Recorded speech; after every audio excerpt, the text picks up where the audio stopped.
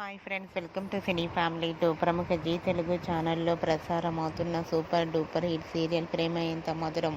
ప్రేమ Entha Madhuram serial ప్రేక్షకులను బాగా ఆకట్టుకుంటూ ముందుకు దూసుకుపోతోంది.